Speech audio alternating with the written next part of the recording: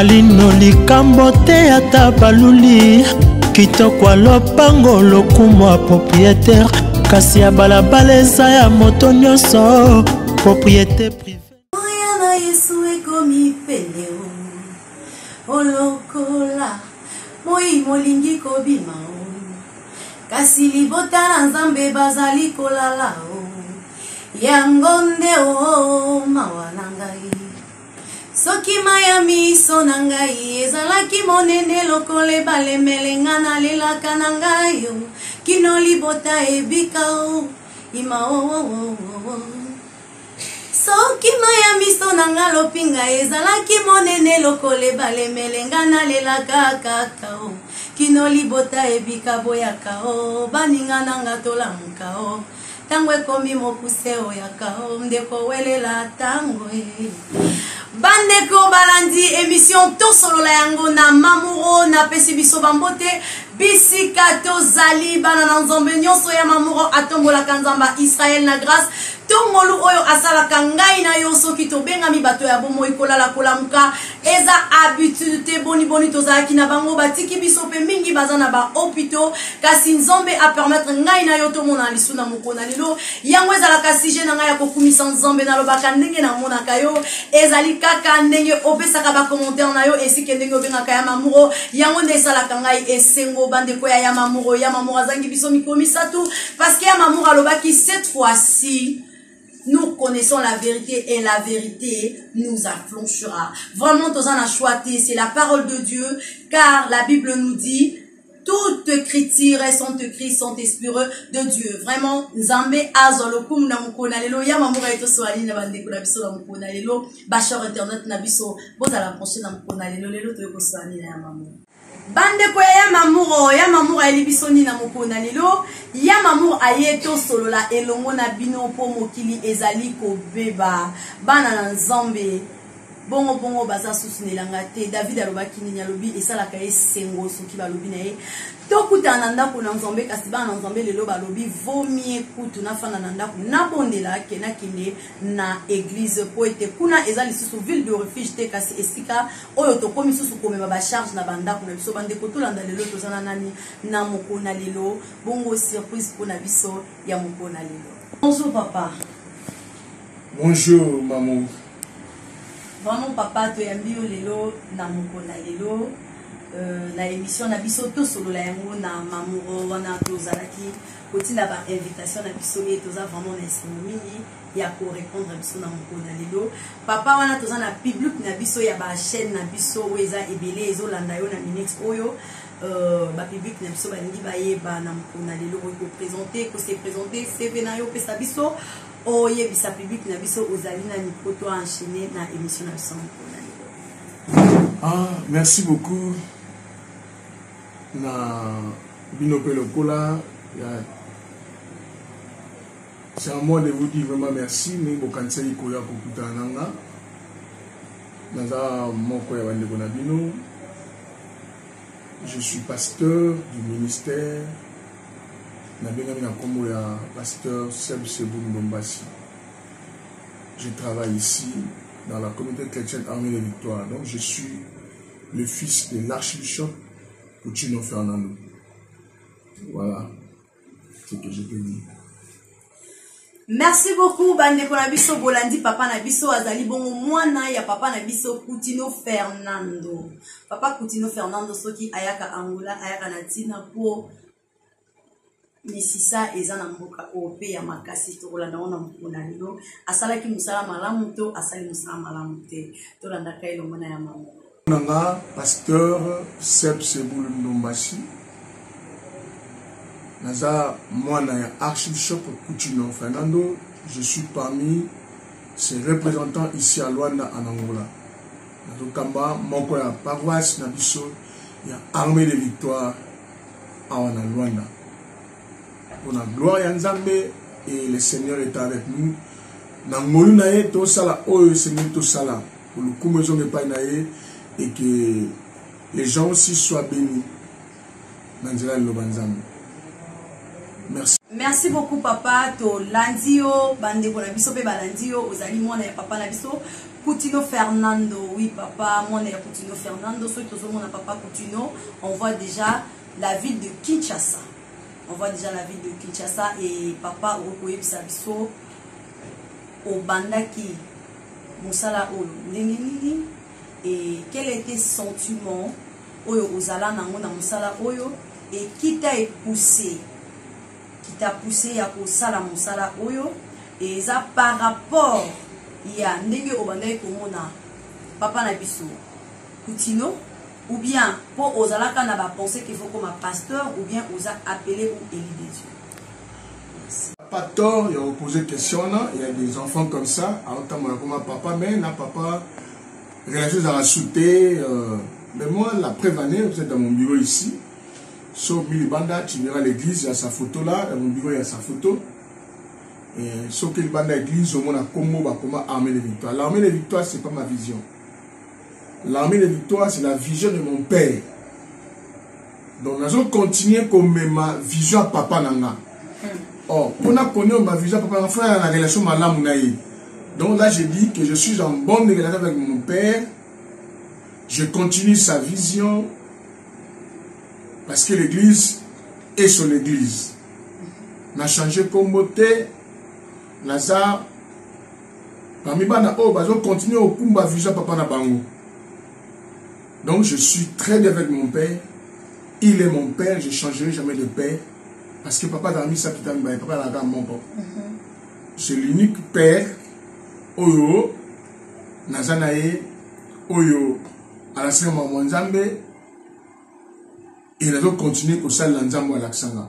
Tout ça vraiment en bon terme, en bonne relation avec mon père, l'archibishop que j'ai salué en passant. Vraiment, merci beaucoup, papa. Tout le monde a dit que non, ils ont la balle jusqu'à présent, malgré Bakatia et Balende, Balbanso, sur Katisi et Balé, au Bossanignon, jusqu'à présent, Baza toujours aligné. Et les papas, le pasteur Séboul, Azo, ça la fierté. Il y a papa Naé et Aza vraiment la fierté, Azo, ça la est vraiment, éloge, et Azo, ça est valeur, il y a papa Naé partout, là où il est. Autant, Tozo, il y a Boé, tout le monde, Basi, Baïbsi, mon Coutinho. On a liboso donc déjà les élo kwa malampo il y aura qui on libanda pasteur yo kudu oye ba ino tetan toute l'église et ba expliquer biso ba bino kuna et pas mon Coutinho c'est que liboso kuna donc biso to yepité je suis surpris qu'ici que aux amona ya Coutinho Mélanie là déjà ba biso donc félicitations papa parce que il y a plein de pasteurs awa vraiment abima na église boya abima na église où étant à combien vraiment à faire ma bonza et ba lucie monter ma moyen à ok papa to koshite na ngona suka poto ba communauté na biso tambo ndenge nini bukama maraneni awa kuna wana tozana mpeza mwa wana te mais to mito kota osuko na question papa première question na nga eza ya mokona lelo na ina sula na yo eza que papa est-ce que vous comprenez qu'ils na ba pasteur rebelle au bon wanti mais vous en avez bible na maboko mais bon wanti ici il est là aussi au fanda nanda kuta on la banso ezoleka na ba télévision parce que je sais que tu es actuel ba actualité ezoleka aussi au fanda vraiment non il y a des hommes de Dieu juste à présent payé à bon waniti ça la merci beaucoup ma soeur Mamour musala ya nzambe na bana na Kinshasa lelo na donc il y a à peu près 31 ans comme pasteur.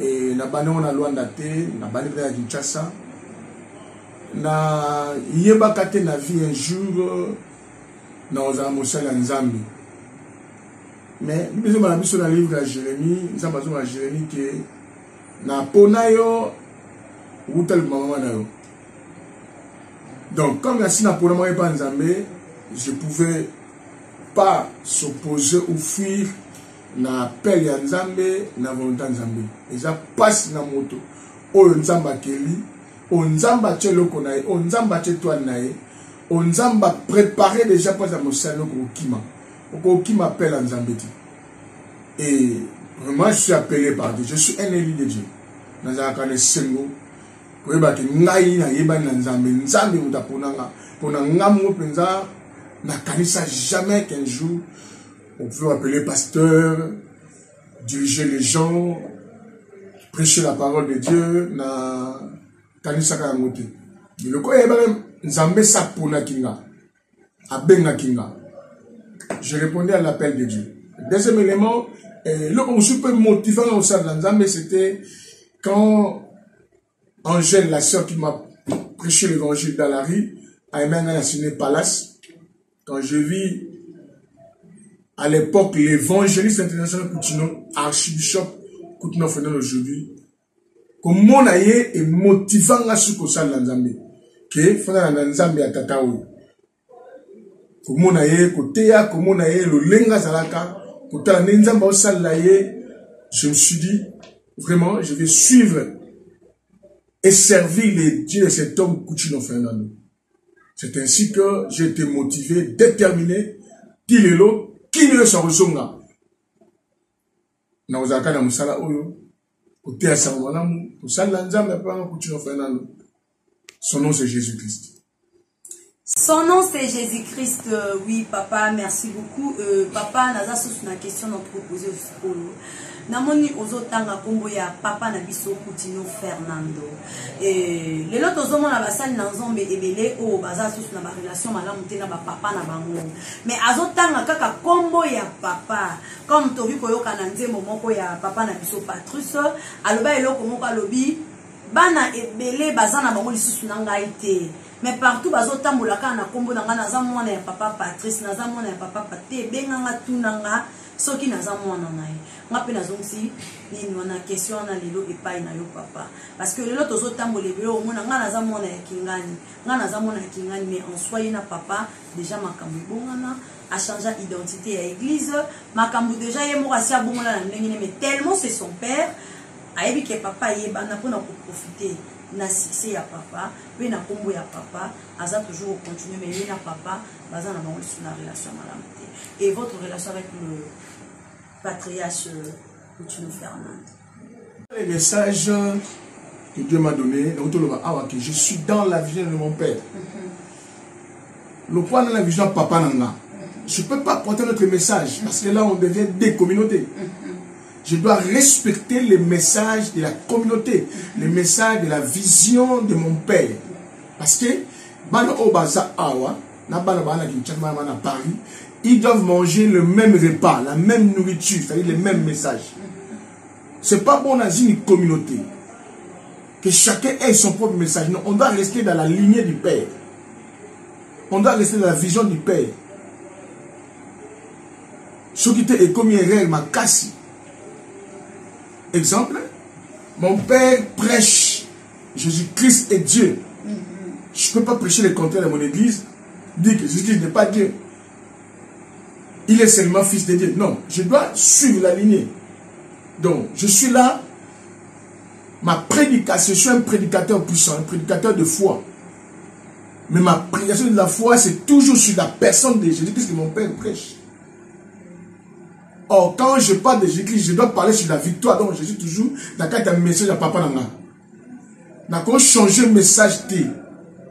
Je peux enseigner, parce que à l'église, on doit enseigner. J'enseigne. Je suis enseigné la parole par la grâce de Dieu. Mais mon enseignement est fondé toujours sur la base de la vision du message de mon père. Donc, dans la communauté Nanga, nous sommes il faut un landama. Le message, la vision, on Nzamba pesa la mosal nae, Koutino Fernando qui est mon père. C'est ce que je fais. Merci beaucoup papa, merci beaucoup pasteur, vraiment que le Seigneur vous bénisse. Papa toujours qui est kaka. Papa il aura musu soro ezo kamwisanga na sena mo il est le soro qui sunga biso, muki mo mape ezo landa biso. Papa e komi kaka soki muntu atombwami azaraka ya dia moyembi moko koki kobima na ye atelengani wana aza koyeba nzela te azomata azolala balibanda okende kobondela bamikolo banini mais voix na ye lokola nzambe azalaki na elengo kati ni asali ye ake sike oyo ezala na bible papa eza nango lokuta nzambe apambolaka te lelo loba na biso yango devant public parce que nalanda pe émission moko voir même maman Lombongo elle faillit pleurer à la télé Parce que va poser quelques questions, bon, il faut qu'on appelle le reposant, c'est que nous avons vraiment pas pour la rater. Nous n'avons pas pour la rater. Donc, so il est là, on a envoyé maman, on a les cas, maman, on a journaliste, on a zoké de oui, on a des cas, on a pasteur Simon. On a des cas, on a pasteur Poutino. Ah, comment on s'y va qui s'y va, comment va qui ça va Poutino, va qui ça va pasteur Simon, on a comment va qui s'y là-bas. Donc, Nzambe, le vrai Dieu, on a la Bible. Pas mon rater, pasteur. Donc, c'est que pasteur Lelo expliqué que la dimension de Nzambe comme ça monte. Asuka on a 1000 kwanza ou bien 10 000. Donc, on a 100 000, 30 000, milliards, millions, ils ont la diable.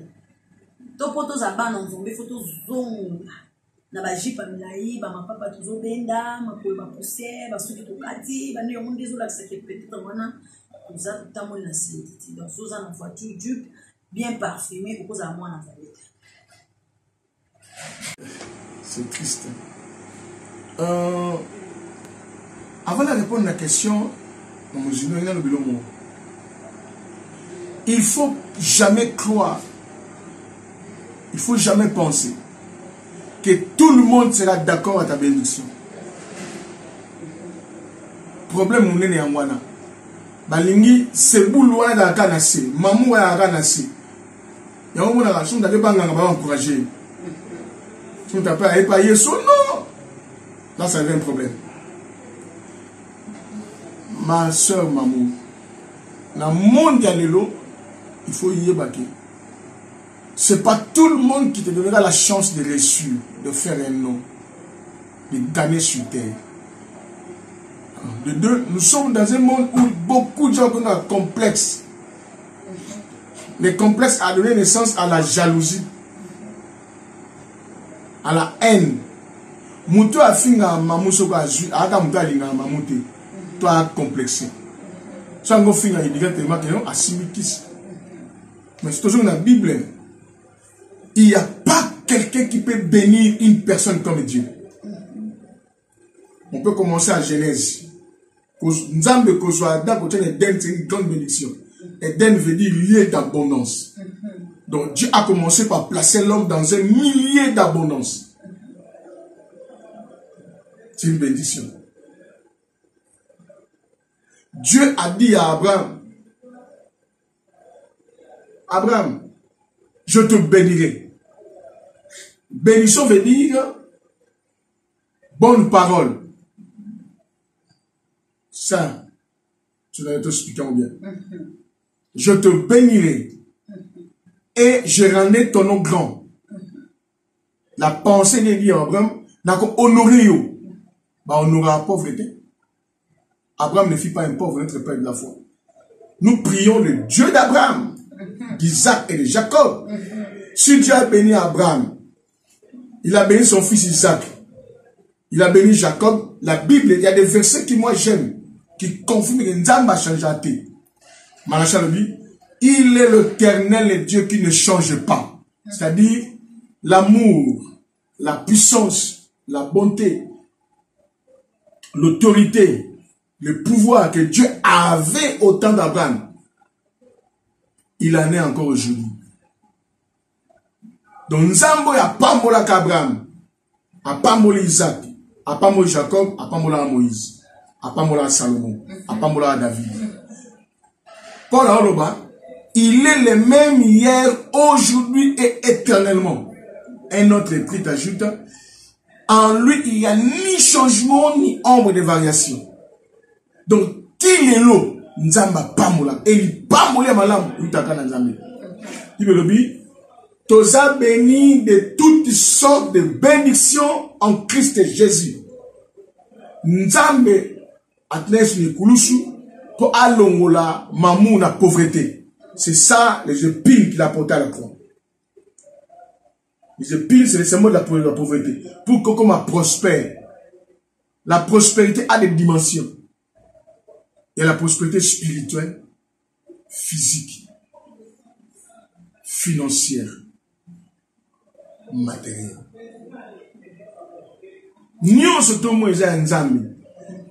Or, tout ce qui est à Dieu est à nous parce que nous sommes ses fils. moi na roi nyo se pense à n'est-ce pas? On a moi président à moi aussi mais pourquoi parce que son père c'est un président. Tout ça il a pas déjà il en est même à nous. Un verset dit ceci dans Ésaïe 52 verset 13 et l'obéit.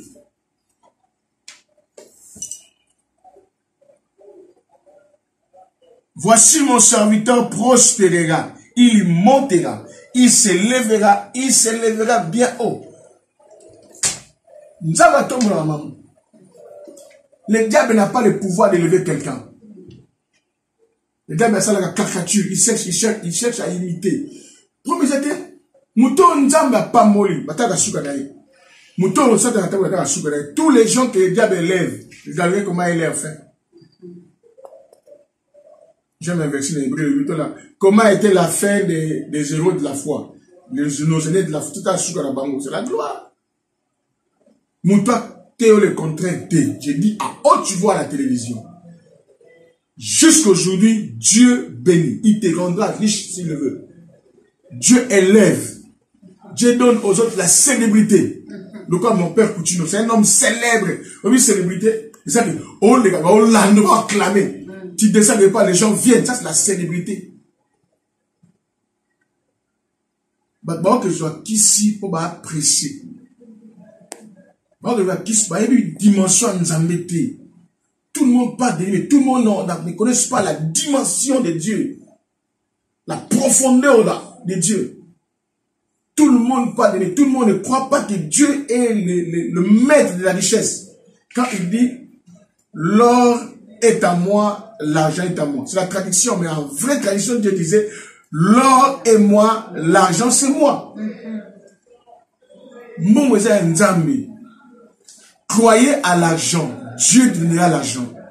Conférez l'argent, tu auras l'argent. Dis-le bien. Celle, la bénédiction de l'Éternel qui enrichit. C'est Dieu qui enrichit. Donc, on a dit, on a fait ça, on a Nzambe a pesa mbongo, Nzambe a pamolaka, Nzambe a tombolaka, et puis, on a sakon Nzambe a tombolaka. Que Mamouga Lelo a la Mamou il y a 2021. Mamou na Mamou a sa émission, na Dup naye, na cortège naye, Mamou a sa émission. Moi je dirais gloire à Dieu. Parce que je vois Mamou, comment elle a persévéré. La persévérance a un salaire. Tambola, malem, malem, bangan Nzambe, salama Nzambe, okolia mbuma na yango. Nzambe bakina na précédé. C'est lui le guide, le conducteur, le vrai maître, c'est Dieu. Donc Dieu élève, Dieu bénit, Dieu donne la célébrité et la gloire. Tous les gens ont tout le temps dans la Bible. La Bible ici, il n'y a pas quelqu'un qui a servi Dieu, il est mort pauvre. Je ne sais pas. Genèse, Apocalypse, il n'y a pas un pauvre qui a servi Dieu. Quelqu'un peut dire, Lazare là c'est une illustration. C'est un enseignement, c'est une parabole. Je voulais expliquer. Donc, Nzambe a pesaka, Nzambe a pamolaka, Nzambe a tomolaka. Parce qu'il est le Dieu véritable. Il a toute cette capacité de faire des choses au Moutako Salati. Nzambe sal la mamou, la mission auto sur la mamou, ma cambo na sal la chaîne soute. Et tchala moutou nous sommes comme tomolayo, les gens disent mamou a signé, c'est normal. Moi, on me taxe sur des magiciens, des féticheurs. À cause des guérisons de miracles qui se passent dans mon ministère. Si on a ça, c'est tout. C'est tout. Voilà. Dieu bénit. Vraiment. Merci beaucoup, papa, pour votre réponse. Vraiment, je aimais.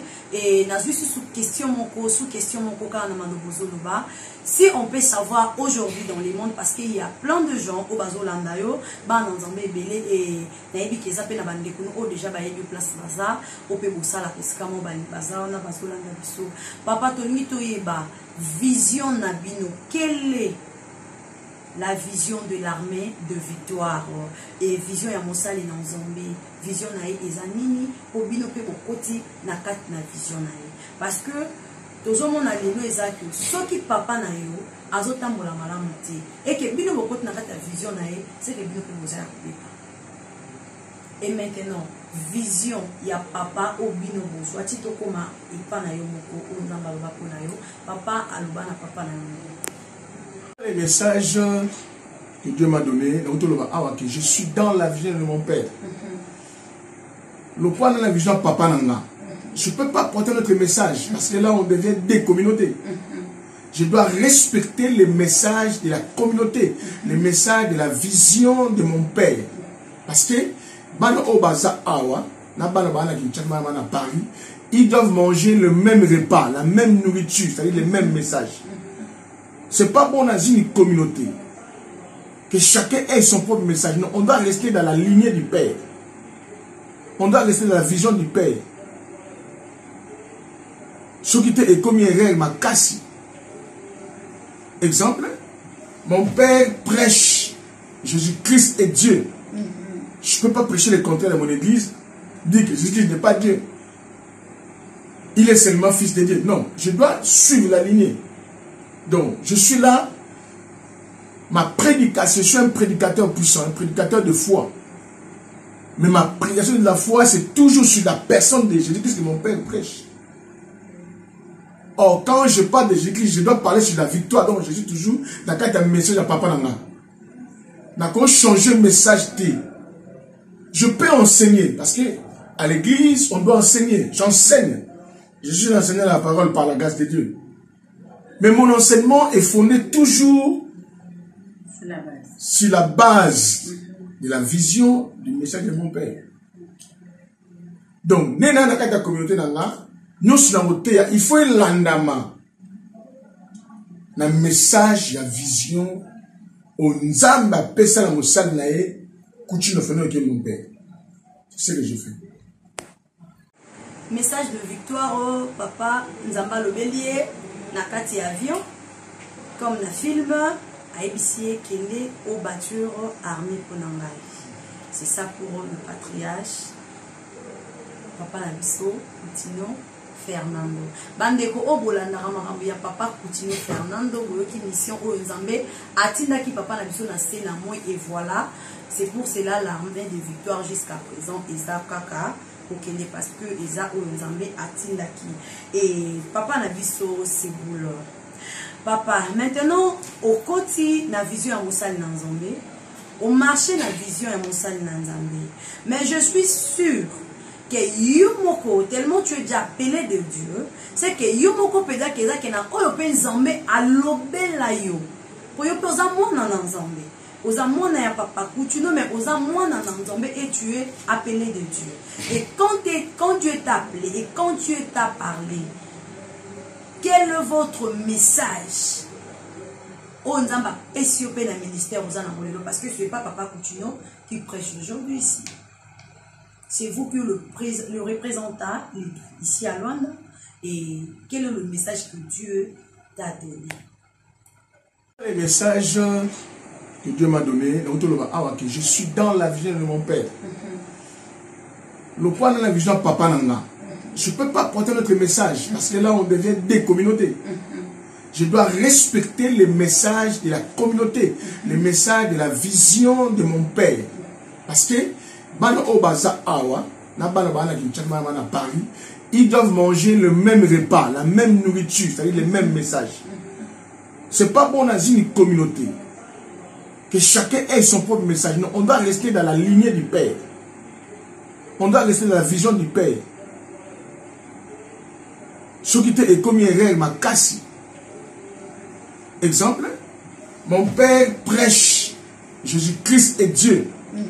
Je ne peux pas prêcher le contraire dans mon église, dire que Jésus-Christ n'est pas Dieu. Il est seulement fils de Dieu. Non, je dois suivre la lignée. Donc, je suis là, ma prédication, je suis un prédicateur puissant, un prédicateur de foi. Mais ma prédication de la foi, c'est toujours sur la personne de Jésus-Christ que mon père prêche. Or, quand je parle de Jésus-Christ, je dois parler sur la victoire. Donc, je suis toujours dans un message à papa Nanga. D'accord, changer le message. Je peux enseigner, parce que à l'église, on doit enseigner. J'enseigne. Je suis enseigné la parole par la grâce de Dieu. Mais mon enseignement est fondé toujours sur la base de la vision du message de mon père. Donc, nena na kata communauté nanga, nous sommes il faut un landama. Na message, ya vision, on zamba pesa la moussal nae, kouchi no fene ok mon père. C'est ce que j'ai fait.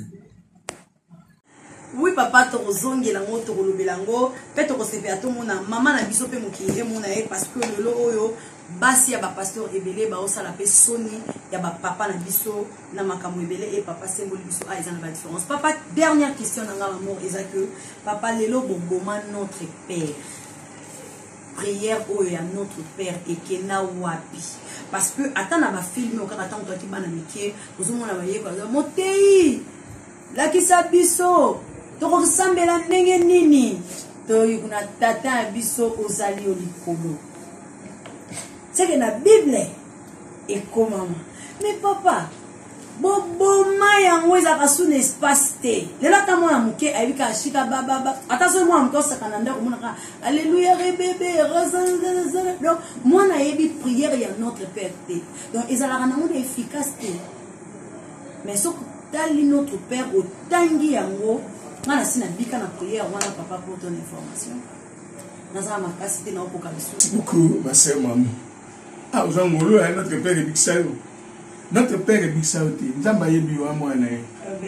Notre père est Longwate et comment parce que le Longwa c'est de 4 dans la Bible. On a sur la 4 dans la Bible dans les années. Donc Longwate.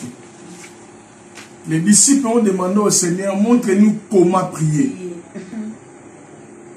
Ils voulaient savoir le parcours de la prière, comment on peut commencer. Comment on doit avancer, comment on doit finir. Donc c'est un parcours. Et ça, modèle. Et cette modèle-là, pasteur Boulongola. Non. On commence par l'adoration. Tu vois? Et ça, il y a un moment où je vais expliquer. Tu ne peux pas dire notre père devant les démons, devant les malades. J'ai l'autorité que tu as. Je t'ordonne au nom puissant. Donc Jésus avait fait une erreur. Tu as ça l'erreur. De nous montrer que notre Père. Après ce modèle, nous sommes là. Quand tu prends notre Père, il y a l'intercession, il y a la confession, il y a le pardon. Donc c'est un modèle. Oui. Voilà. Ok. Et ça donc là, montre-moi, Mamou, comment faire une émission. Au laksana ne sauter, au pesanga parcours. Voilà comment on commence, voilà comment on commence. Après, on a développé un mot. Mamou, le cours que tu as fait au journalisme, on ne t'a pas expliqué ce que tu fais maintenant. Mais on t'a donné la lignée, le parcours. Comment va ça là? Parce que Mamou a comme au fond là. C'est comme ça notre père. Il s'appelle sur mon modèle. Ne ba bandaka. Est-ce que tu as fait sur l'enseignement sur la prière, on comprend que notre Père est l'homme. Et ça, quand l'union, tout le monde c'est qu'on appelle sautant parce que lelo nata lelo papa nga nazo belayo que notre père est zalité to manabala bala to tuni 2-3 chrétiens ozomo nazo beta mnoka zoko ka voir même te kasi hymne national jusqu'à présent na sena mo ezolongate so moni mo na ke kaso ka angola va bolisa donc exact toujours OK pour la debout comme on le voit partout ezo continuer mais notre père ekita ezo placer vraiment papa toza na posa ya ba enseignement na bande ko ya mamour le lot ozala ki bongo na papa na biso le pasteur ça c'est boule balobi papa na biso adai le pasteur formé sur le fils à le patriarche papa na biso Coutinho Fernando l'archibishop vraiment banana bazana katni sika oyo ndeka na bene bande papa ayaka apambate parce que azana ba oyaye op atielaka motema bana nzambe nyoso boya biso na moko na lelo na pamboli nzambe boyo ka biso bolanda biso op babengaka babenga biso oui papa tozozokela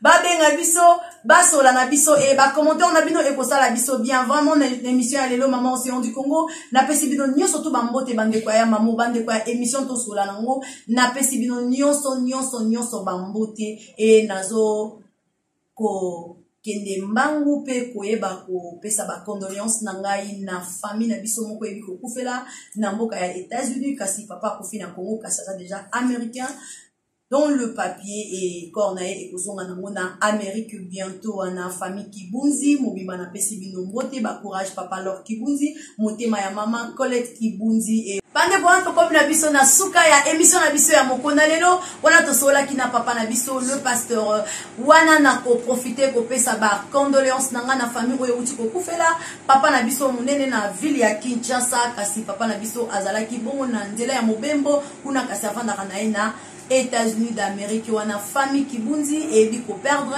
grand frère na bango grand frère ya papa na biso Lor Kibunzi motema ya mama Colette Kibunzi et ainsi que sa petite sœur maman na biso Blanche Kazola na mobali na ye Flore Kazola vraiment ba papa na biso ba kufeli vraiment nzambe ya lola ayeba ko mema bino nzambe ya lola ayeba ko consoler mitema na bino toza toujours ensemble na bino et longo papa na biso dernier message na yo ezani niko émission na biso combination.